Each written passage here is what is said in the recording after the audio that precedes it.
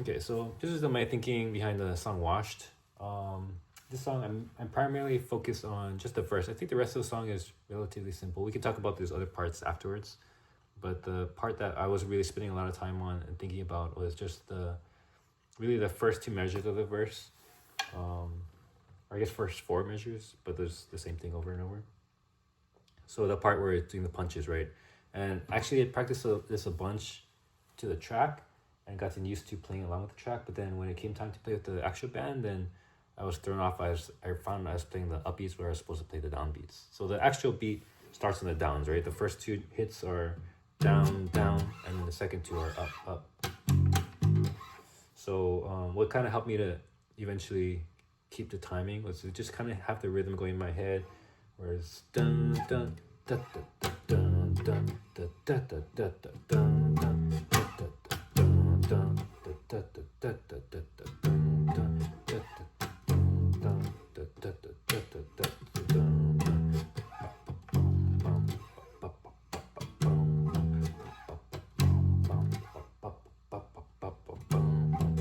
Yeah, so I just kind of have the internal rhythm always going in my head, whether or not I play anything over those rhythm mix notes.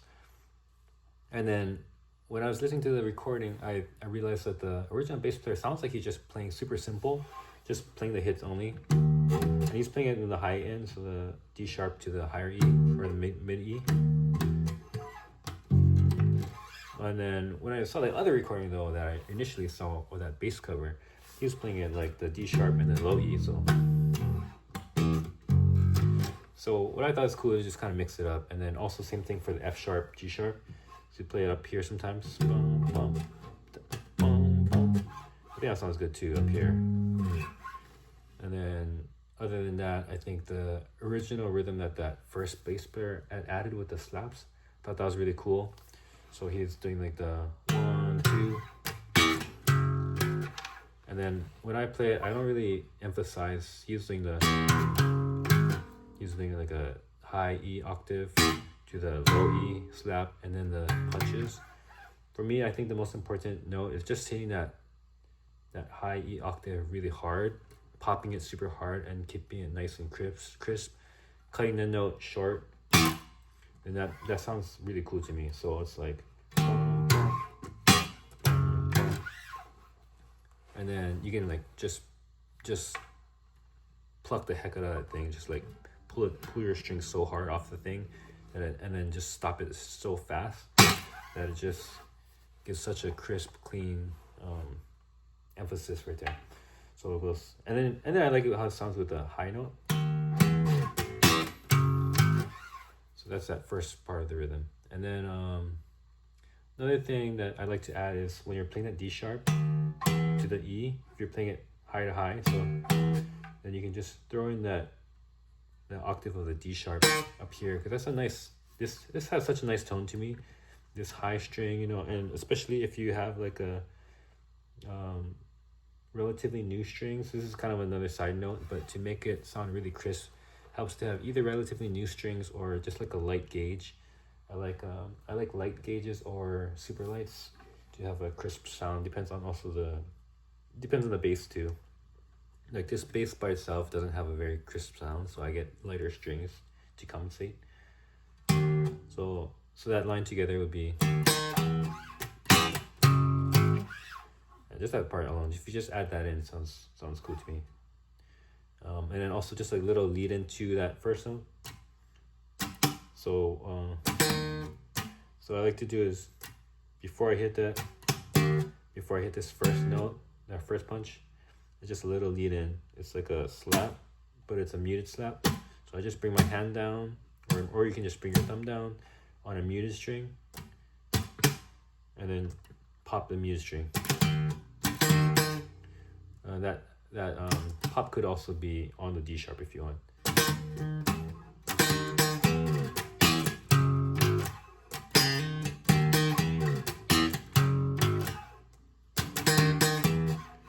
So it sounds like a lot, but all it is just a hit and a pop right before that initial D sharp. So it's slower, it's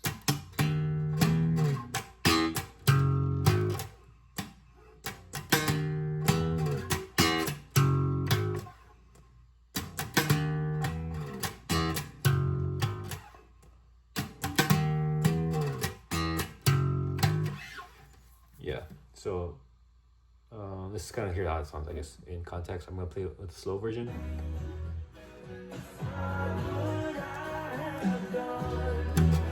Actually, wait, before I do that, first I think is to just play the punches first. If I was playing this to the recorded version the first time around, I would do the same thing as the other bass player and just play super simple, just the notes themselves. When we played it in the live version, we actually sort of started in pretty high level already. It was like pretty loud already. So I skipped the initial like quieter version and just went straight to the slaps and pops. But it kind of depends how the band is playing it. So if it starts off sort of softer, then I would just do the, and then maybe just throw in like a, playing with only the fingers, throwing that same sort of pop, but with the, just playing with the finger instead. So it's like bum, bum, bum, bum, bum.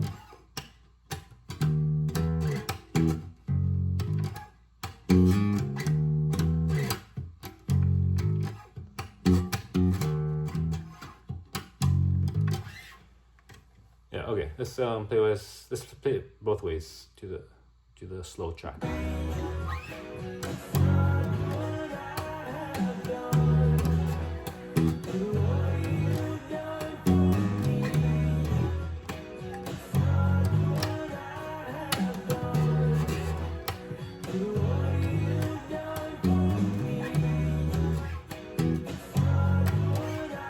You notice that I just have that part looped. I'm not going to the next portion where he goes to the C sharp and then that thing over there. We'll talk about that in the next video.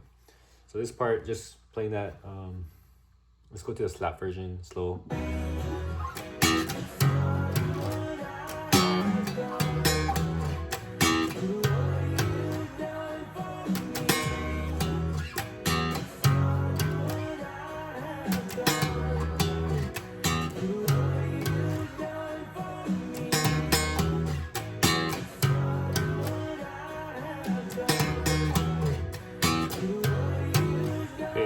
So yeah, that's the adding the bum, bum, bum, bum,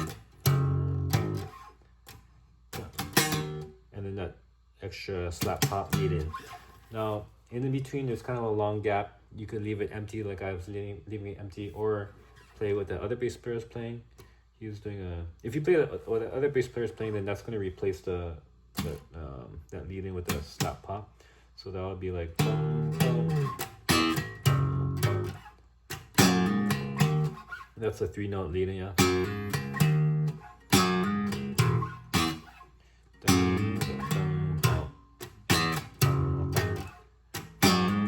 So I like that too, and I like to throw that exact line in too sometimes, but mix it up with what's a little more natural for me actually. So that rhythm to me it took me a little while to get that rhythm, and once I got the rhythm, I kind of like to get it. I like to just play that section on repeat until I have it internalized.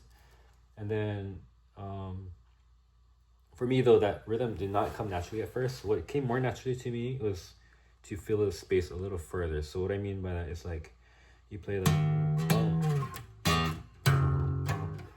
and then right away I'm gonna go to like some notes instead of, because the original one, that bass player, he was like giving it a pause and then hitting those 3 notes. But I think what was more natural to me was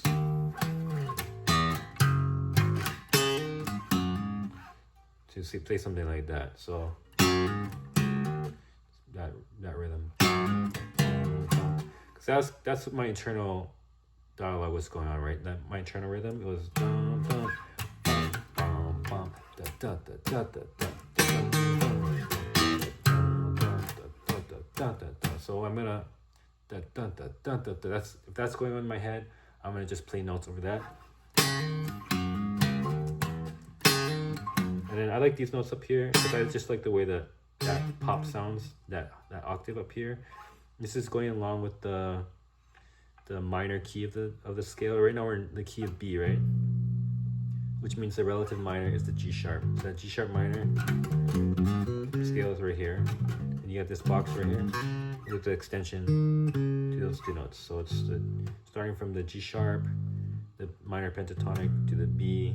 You got this box, and then the extension up here.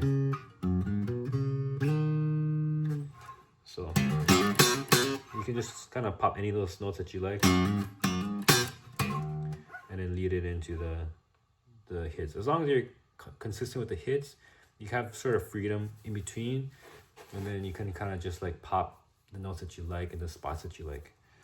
So that's my thinking. Yeah,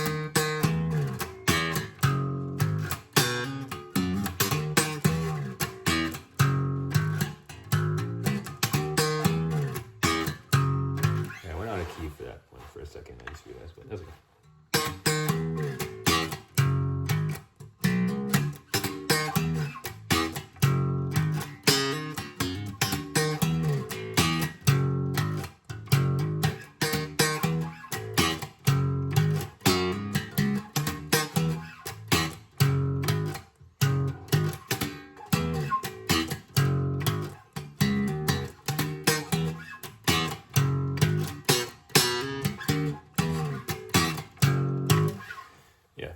So personally, what I like to do is, until I have it internalized, I kind of just like play that thing on repeat.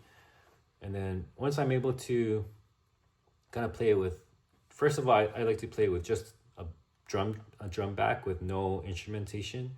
So to make sure that I have the, that kind of helps me to nail down what the feel is. And then I try to get it so that I can play with just nothing, no rhythm, and see if I can still feel the rhythm, kind of like I ended up doing.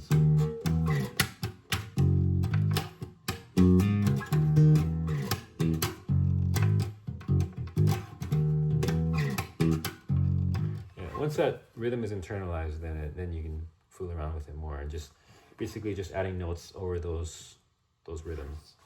Yeah. Okay, what exactly am I playing though? I basically went over it, but it's D sharp, hit the octave, and then some variation of the notes that the other bass player is playing, but maybe with a different rhythm. Those few notes, or this note, or anything in that scale. Or sometimes I'll just stay put down here.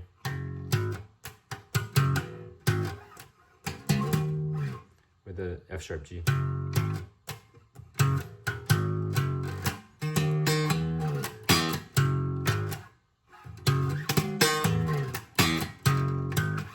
Okay, this is going on long, so I'm gonna cut this video here.